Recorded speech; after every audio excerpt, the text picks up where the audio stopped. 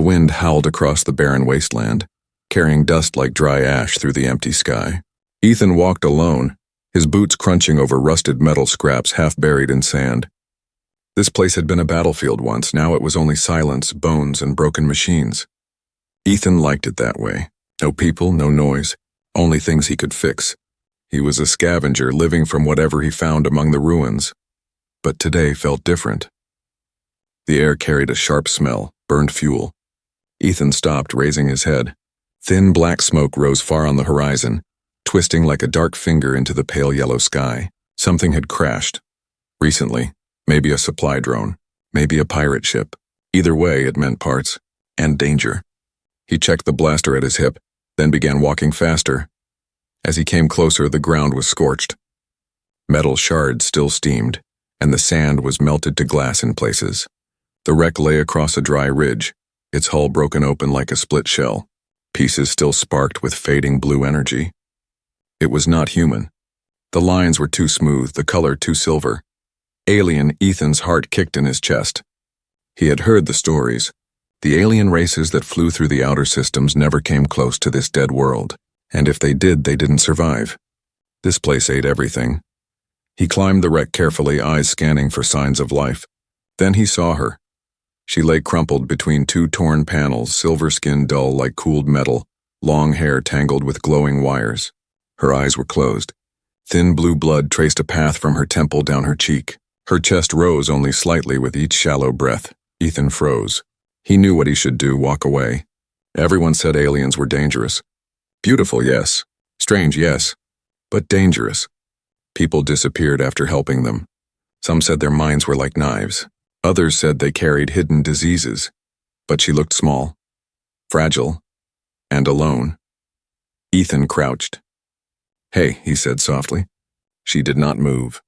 He reached out and touched her wrist. Warm. Still alive. For a long moment he stood there staring at the ruined ship, at the dead silence around them, at her bruised face. Then he sighed. "Damn it," he muttered. He slid his arms under her and lifted her from the wreckage. She was lighter than he expected, her body trembling faintly against his chest. As he carried her down from the wreck, the wind screamed around them like ghosts. His shelter was half a kilometer away, hidden in the hollow of a broken cargo freighter. He moved fast, glancing over his shoulder for raiders. The wasteland had eyes, and they liked scavengers who carried treasure. By the time he reached the shelter, his arms burned. He laid her on the old padded bench he used as a bed. The inside of the shelter smelled of oil and old fire. Tools and wires lay everywhere. Ethan grabbed a cracked medkit from the wall. Her skin felt cold under his fingers as he cleaned her wounds. The blue blood was thin and quick to clot. He wrapped her arm, wiped the dust from her face, and placed an old thermal blanket over her. For a while, he just sat on the floor, watching her chest rise and fall. It felt strange.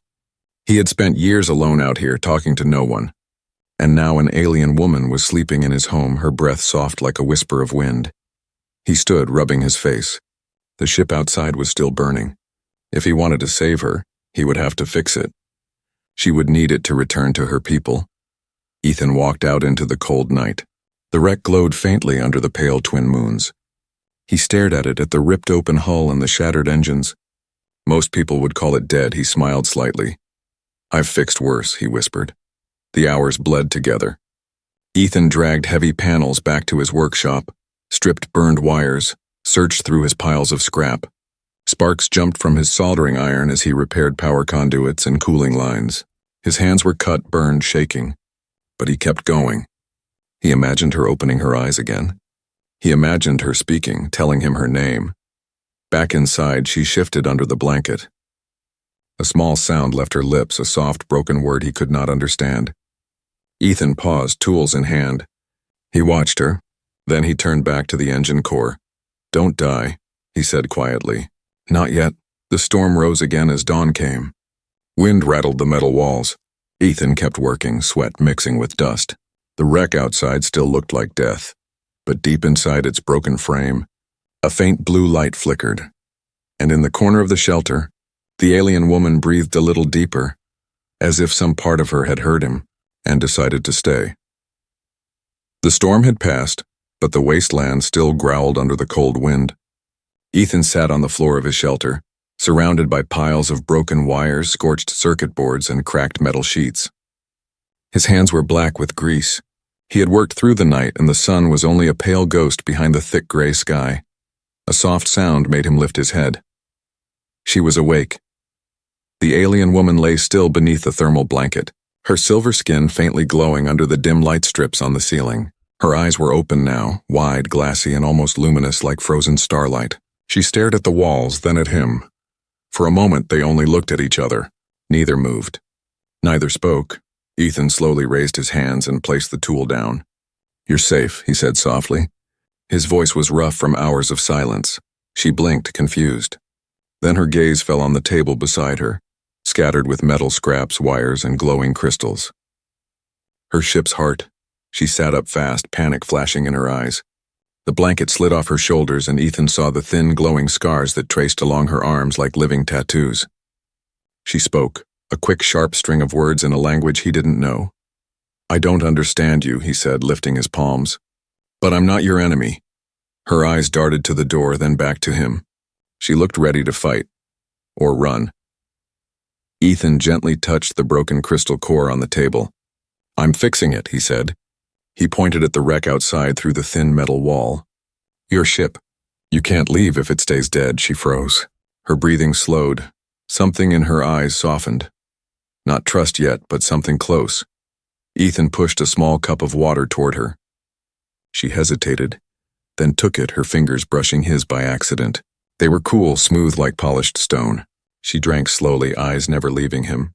After that, she said nothing more. She curled back under the blanket and watched as he went back to work. Hours passed. Sparks flew like tiny stars as Ethan soldered new connections. He muttered to himself, planning, adjusting, failing, trying again. The hum of old machines filled the air. From the corner, she studied him quietly. Her people believed humans were careless, ruled by greed and chaos. Yet this one moved with strange patience, cutting and welding as if each piece mattered. His eyes were tired, but they carried fire. She didn't know why, but she wanted that fire to keep burning. When evening came, the inside of the shelter glowed orange from the scrap furnace. Ethan's hands shook from exhaustion. He wiped sweat from his brow and looked over at her. She had fallen asleep again, curled like a child, the blanket wrapped tight. Something tugged at his chest.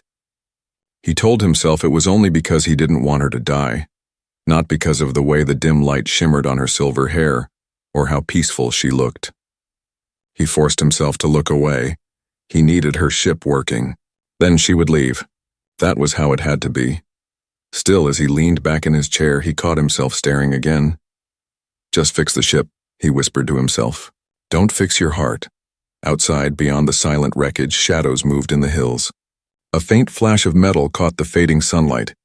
Raiders. Watching.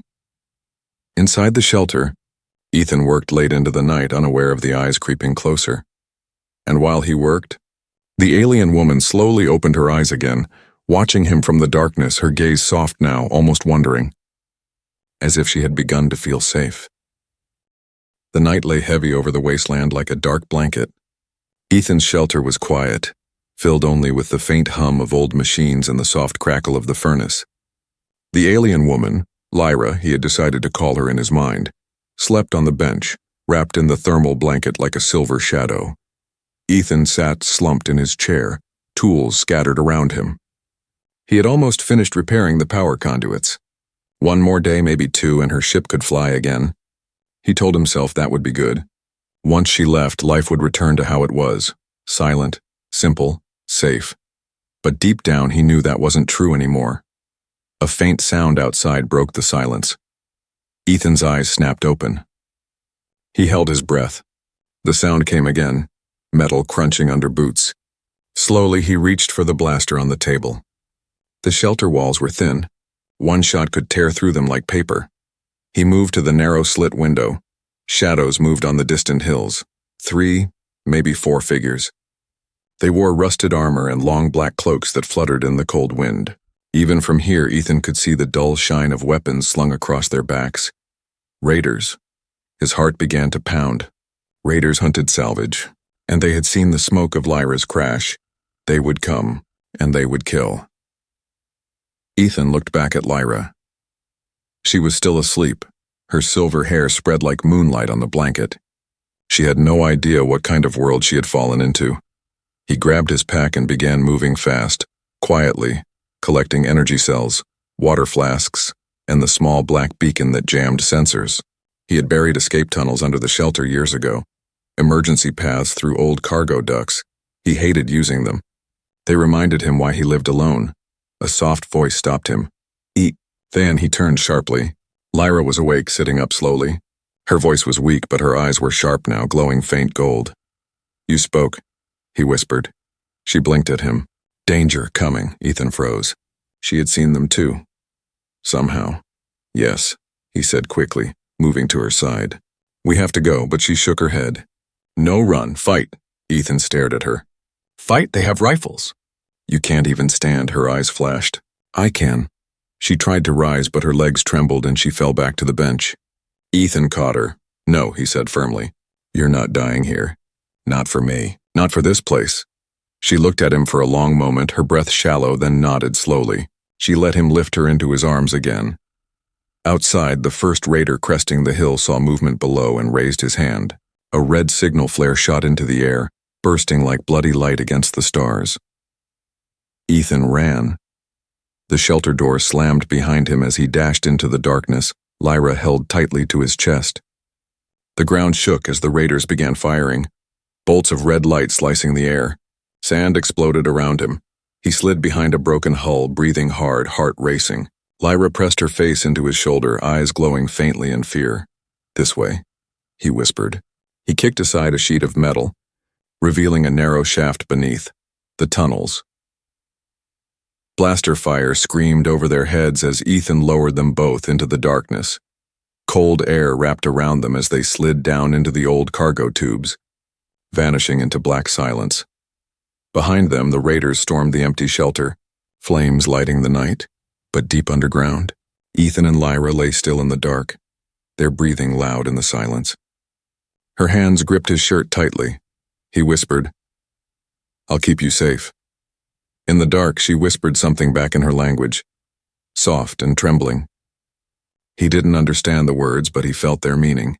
She trusted him, and that scared him more than the raiders ever could. The tunnels carried them far under the dead land. For hours, Ethan and Lyra moved through the cold darkness, crawling through narrow shafts and broken ducts from an age long gone. Dust fell from rusted beams and old warning signs glowed faintly on cracked walls. Ethan knew these paths by memory.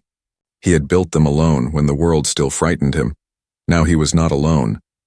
Lyra stayed silent as he guided her through the maze, her fingers hooked gently in his jacket. Sometimes her glowing eyes caught faint light, shining like gold lanterns in the black. Ethan could feel her heartbeat, steady now, not weak, not trembling. When they finally emerged, they were half a kilometer away from his shelter.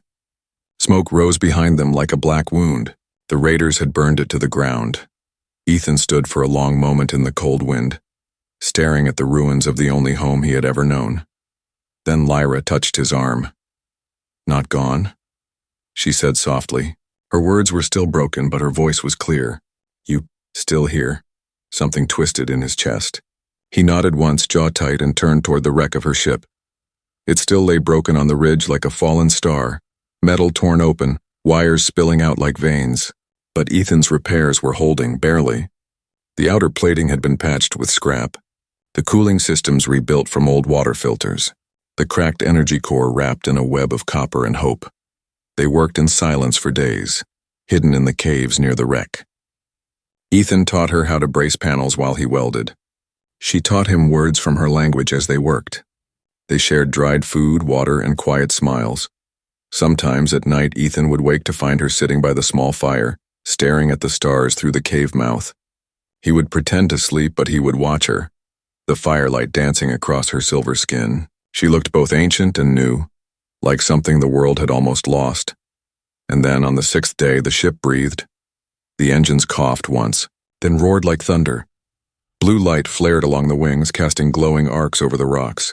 Ethan jumped back, shielding his face from the heat. Lyra stood frozen, eyes wide, then suddenly laughed, a clear, bright sound that echoed off the cave walls. Ethan blinked at her. It was the first time he had heard her laugh. "You did it," she said, her voice shaking. "You fixed her." Ethan smiled without meaning to. "We did." The ship rose slowly from the ground, hovering on a cushion of blue light. Dust swirled in a halo around it. For a moment it was beautiful, like watching a star rise from the earth. Lyra climbed into the cockpit, hands moving across the panels like old memories. Ethan stood below, heart strangely heavy. This was the end. She would fly away now. Back to her people. Back to the stars. She looked down at him from the cockpit. Her eyes softened, but then her hand stopped. She sat very still for a long moment. The engines hummed louder, waiting for her command. Then slowly she shut them down. The glowing light faded, leaving silence. Lyra climbed back down the wing and walked to him. Ethan frowned. "What are you doing?" "You can leave. It works now." She stood close, so close he could feel the faint warmth from her skin. "Stars are far," she said quietly. "But you are here." Ethan didn't know what to say. Lyra smiled, small and fragile, and placed her palm gently on his chest, right over his heartbeat. "I stay," she whispered. The wind swept across the wasteland, carrying the ashes of his old home, and something new, something warm, blooming between the ruins. The wasteland had grown quiet again. Where once Ethan's shelter stood, now there were only ashes scattered on the wind. But beside the wreck of Lyra's ship, life had begun to return in small, stubborn ways. Ethan used scraps from the burned shelter to build a new place, stronger, warmer, hidden among rusted bones of old war machines. Lyra helped him, her hands steady even when the wind cut like knives.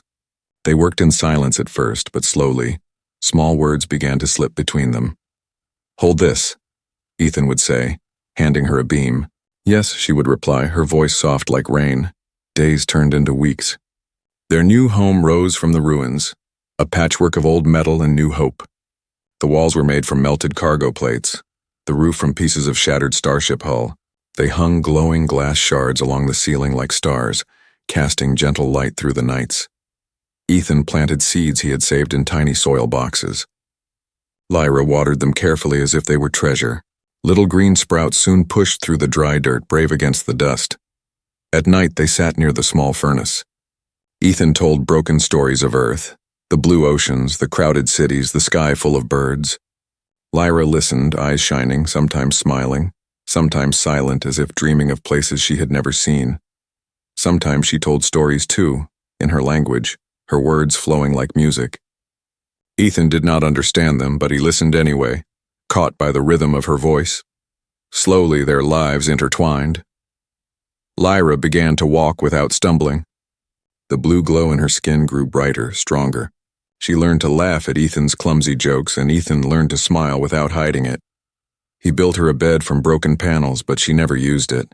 Instead, she curled beside him on the bench where she had first slept, her head resting against his shoulder, her breathing calm.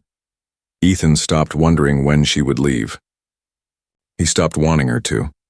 One evening they worked together repairing an old wind turbine on the ridge.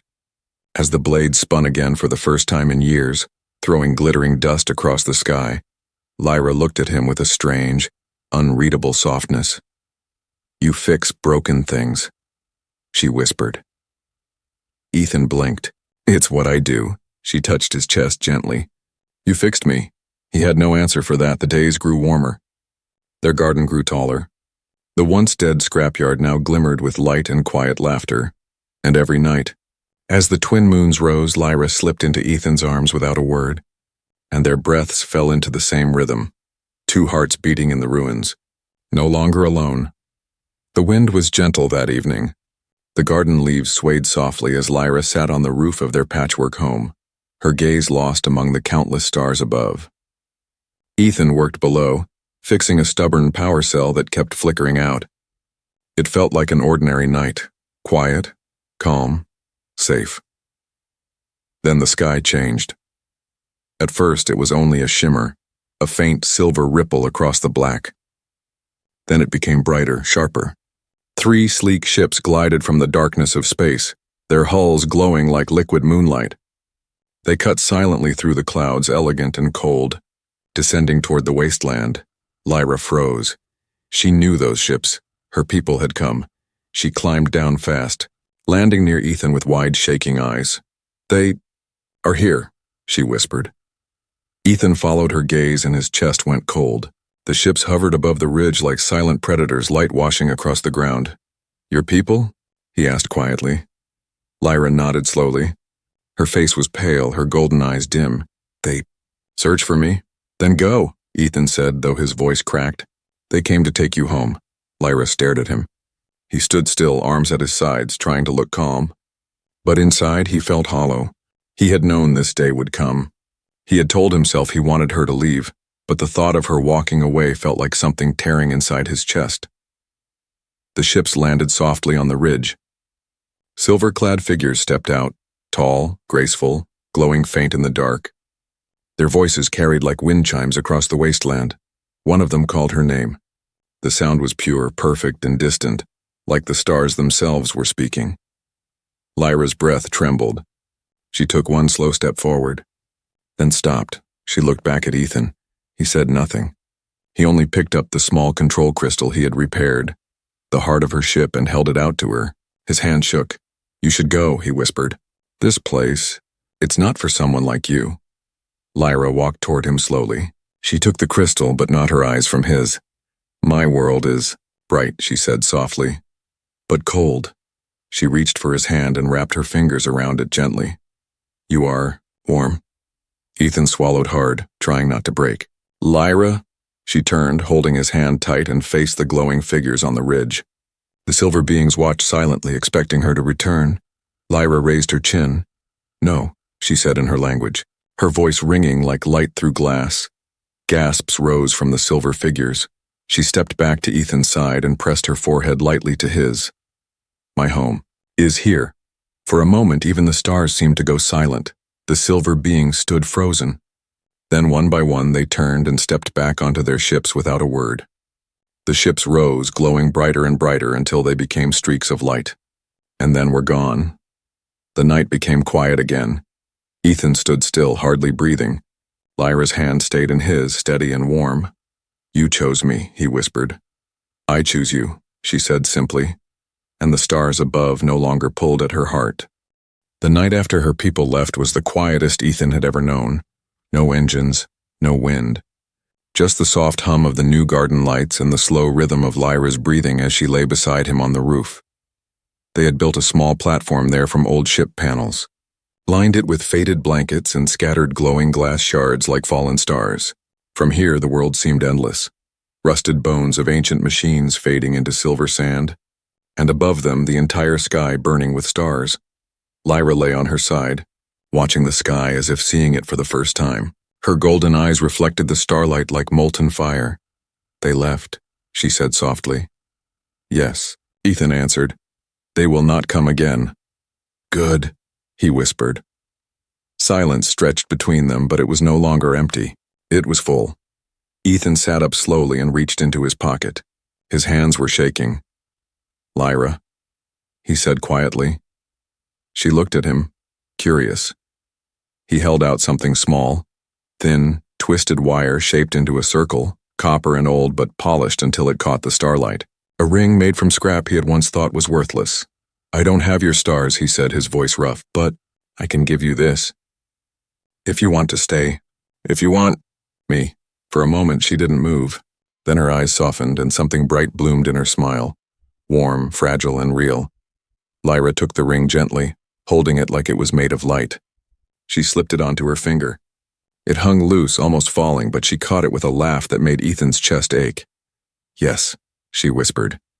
She leaned forward and pressed her forehead to his, their breaths mingling under the stars. "I choose you," she said again, "now and always." Ethan closed his eyes. The world that had once been dead and cold now felt alive, burning warm from the inside out. They lay together on the roof, wrapped in each other's arms while the stars watched in silence. Two souls who had found home not in ships or planets, but in each other. And far above where her people once waited, the stars seemed to shine a little brighter,